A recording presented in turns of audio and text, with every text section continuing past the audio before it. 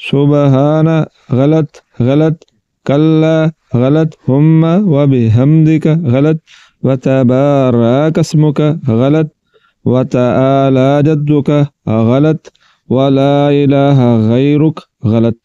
तो सना को मैंने पढ़ा और सना को पढ़ते हुए मैंने बहुत सारी गलतियां की हैं। अगर तो आपको इन गलतियों के बारे में पता चल चुका है तो ठीक है, और अगर आपको इन गलतियों के बारे में पता नहीं चला तो फिर इस वीडियो को शुरू से लेकर आखिर तक देखें। इंशाअल्लाह अज़ीज़ इस वीडियो को शुरू से लेकर आखिर तक देखने से आपको जो फ़ायदा होगा वो ये होगा कि आप सना को पढ़ते हुए नमाज में गलतियां नहीं करेंगे। और अगर आपको गलतियों की समझ आ भी चुकी है तो फिर भी आप इस वीडियो को ज़रूर देखें, ताकि जिन लोगों को सही तरीके से पढ़ना नहीं आता उनको आप समझा सकें कि सुभानक अल्लाह को पढ़ते हुए हम कहाँ पर किस तरह की गलतियाँ करते हैं। तो इस वीडियो को शुरू से लेकर आखिर तक देखें। इंशाअल्लाह अज़ीज़ इस वीडियो को देखने के बाद सना को पढ़ते हुए आप नमाज में गलतियों से बच जाएंगे और आपकी नमाज बिल्कुल सही अदा होगी। तो यहाँ पर देखें, सबसे पहले सीन को जब बा के साथ मिलाना है तो बा ये हरूफ कलकला में से है, तो बा को पढ़ते हुए झटके के साथ पढ़ना है। कैसे? सुब सुब सुब। अगर इसको बगैर झटके के पढ़ेंगे और इसको पढ़ेंगे सुब, तो ये बगैर झटके के है, बगैर कलकला के है। तो कलकला के बगैर पढ़ना ये लहने जरी है, ये बड़ी गलती है। तो बा को पढ़ते हुए झटके के साथ पढ़ना है। सुब सुब सुब, बगैर झटके के नहीं पढ़ना। आगे आ जाए, ये हा है तो इसका मखरज हलक के दरमियान वाला हिस्सा है, तो इसको हलक के दरमियान वाले हिस्से से निकालेंगे और पढ़ेंगे हा हा हा पढ़ना है, हा नहीं पढ़ना। अगर हलक के नीचे वाले हिस्से से आवाज़ को निकाल दिया तो फिर ये हा नहीं बल्कि ये हा पढ़ा जाएगा, जो कि सरासर गलत है। तो इस हा को नहीं पढ़ना बल्कि इस हा को पढ़ना है और हलक के दरमियान वाले हिस्से से आवाज़ को निकालना है। सुबहान।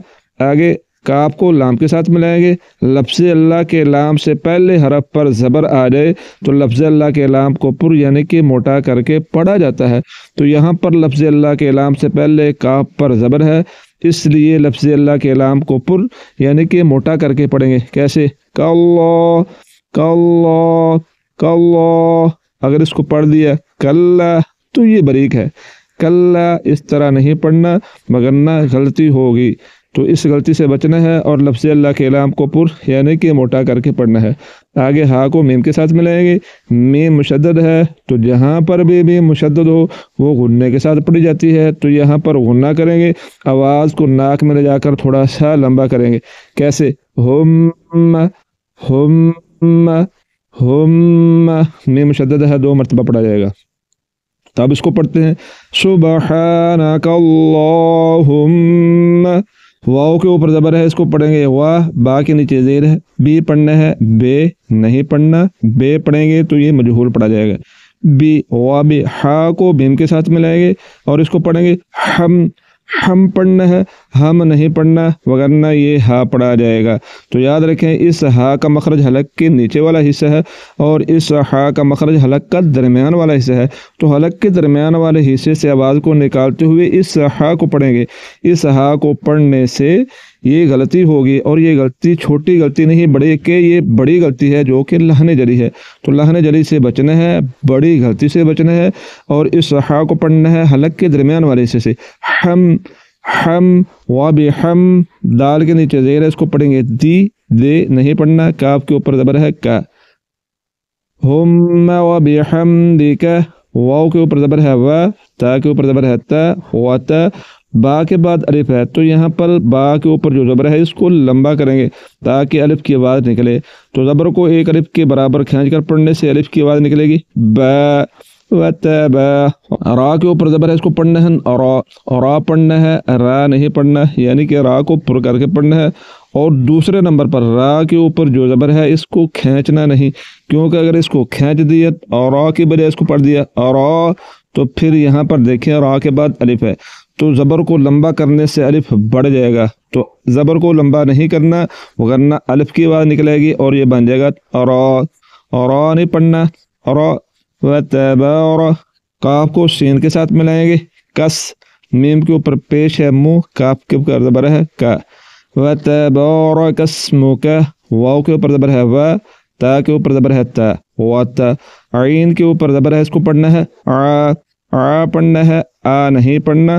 آ پڑھیں گے تو پھر عین نہیں بلکہ حمزہ پڑھا جائے گا جو کہ یہ ہے، تو حمزہ نہیں پڑھنا، عین کی آواز کو نکالنا ہے آ، اور اس کو لمبا بھی کرنا ہے کیونکہ عین کے بعد الف آ رہا ہے، تو عین کے اوپر جو زبر ہے اس کو ایک الف کے برابر کھینچ کر پڑھیں گے تو الف کی آواز نکلے گی اور یہ پڑھا جائے گا آ وتع۔ لام کے اوپر کھڑا زبر ہے، ایک الف کے برابر کھینچ کر پڑھیں گے لا وتعالى۔ جیم کو دال کے ساتھ ملائیں گے، دال مشدد ہے، 2 مرتبہ پڑھا جائے گا جد جد۔ کاف کے اوپر زبر ہے کا، وتعالى جدک۔